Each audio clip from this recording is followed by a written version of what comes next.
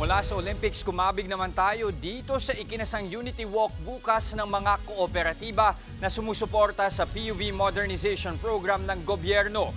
Live mula sa Mandaluyong, nasa frontline ng balitang yan si Brian Basa. Brian, gaano karami ang sasali sa nasabing Unity Walk?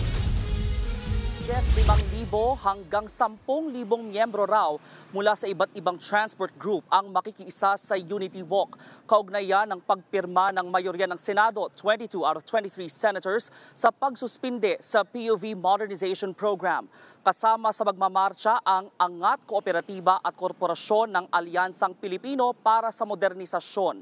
Sisimulan daw ang Unity Walk alas 6 ng umaga sa Welcome Rotonda sa Quezon City, saka sila magmamarcha patungong Malacanang.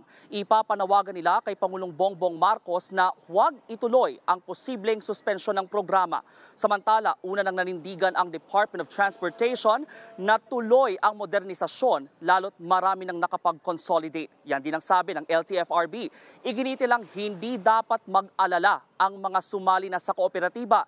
Hindi raw ititigil ang programa hanggat walang utos ng DOTR at ni Pangulong Marcos.